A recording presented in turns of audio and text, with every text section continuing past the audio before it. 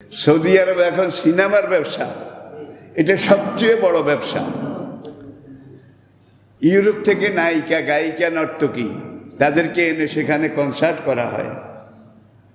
আর কয়েকদিন আগে খ্রিস্টানদের হ্যালোইন উৎসব।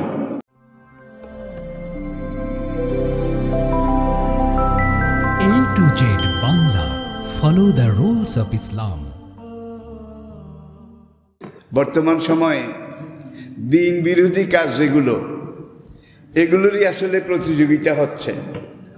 দিনের কাজের প্রতিযোগিতা খুব একটা হচ্ছে না।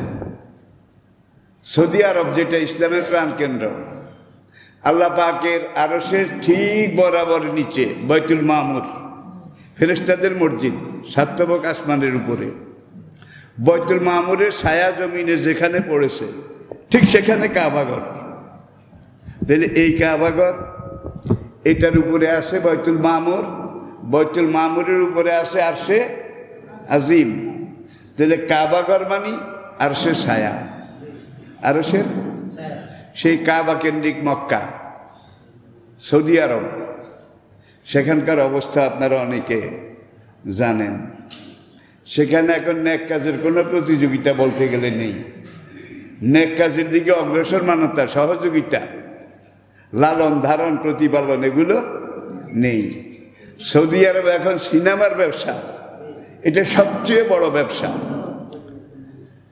ইউরোপ থেকে নায়িকা, গায়িকা, নর্তকী তাদেরকে এনে সেখানে কনসার্ট করা হয়। আর কয়েকদিন আগে খ্রিস্টানদের হ্যালোইন উৎসব সৌদি আরবে উদযাপন করা হলো। বাংলাদেশ থেকে মুফতি মমতাজ, চিনেন বোধহয়।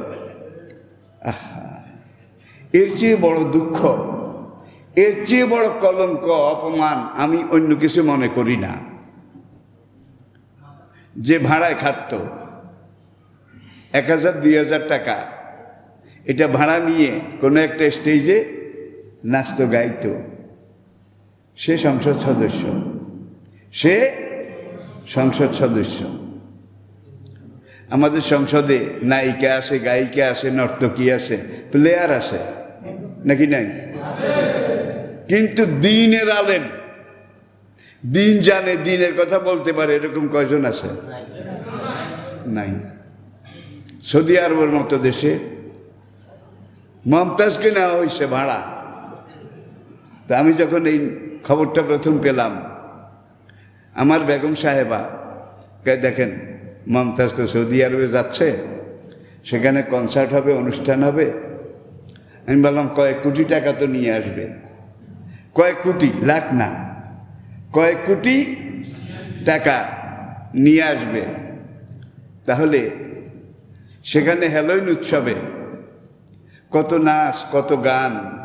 হ্যালোইন উৎসবটা কিন্তু মুসলমানদের নয়, এটা খ্রিস্টানদের। আগে সৌদি আরবে আজান দিলে দোকানপাট বন্ধ হইতো, এখন কি হয়? ওইভাবে হয় না। দিন সেখানেই নাই, এখানে থাকবে কোত্থেকে? কাবার যারা যোগ্য খতিব, তারা সবাই জেলে।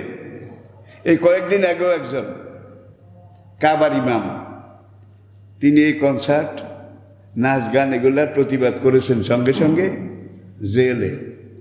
বাংলাদেশে হয়তো নাই, আমি এটার কথা বলছি না। প্রিয় দিনী ভাইয়েরা, তাহলে ইসলামের এখন কি অবস্থা চলছে দুনিয়াব্যাপী? মুসলমান দেশে যদি ইসলামের এই অবস্থা হয়, কাফেরের দেশের দোষ দিয়ে কোনো লাভ হবে?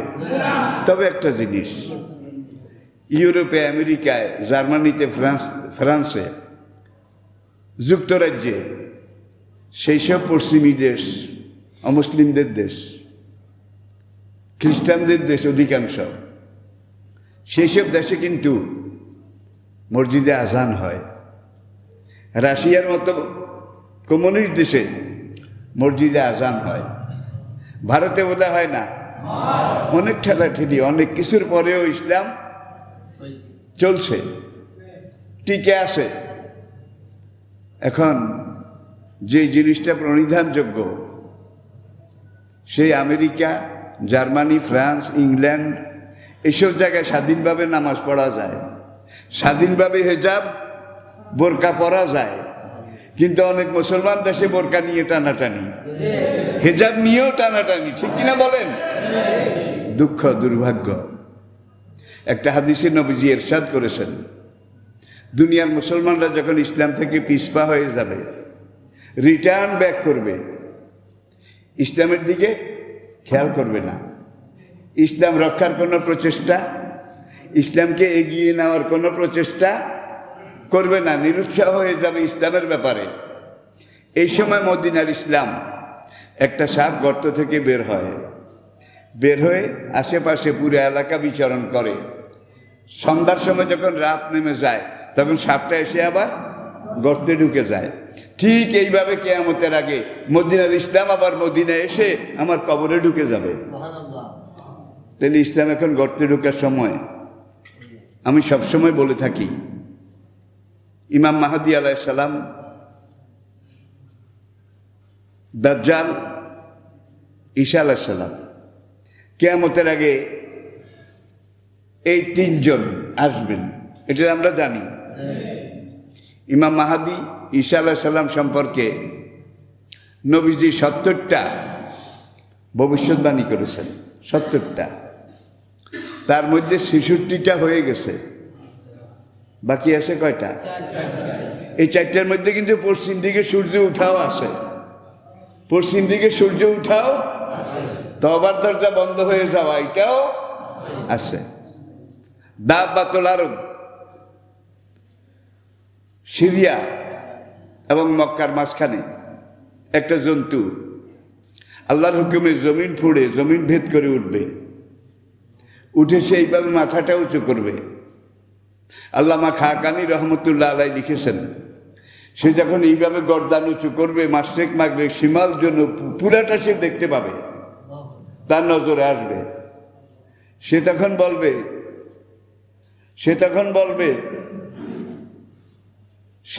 বলবে, হায় দুনিয়ার মুসলমানরা, তোমাদের দুর্ভাগ্য, আজকে তওবার দরজা বন্ধ হয়ে গেছে। তওবার দরজা যেদিন বন্ধ হয়ে যাবে, সেদিন আপনি জীবন শেষ করে দিলেও আর কোনো লাভ হবে? তাইলে তওবার দরজা দাব্বাতুল আরদ, এটার আগমনও মনে হয় কাছে। ইমাম মাহাদিকে আমি না দেখলেও আমার এই ছেলেরা দেখবে, হয়তোবা আমার এই ছেলেরা দেখবে, আমার পরবর্তী প্রজন্ম তারা দেখবে। আজকে সংক্ষেপে আলোচনা করব নবী রাসূল, আম্বিয়া কেরাম, তাদের আগমনের ধারাবাহিকতা।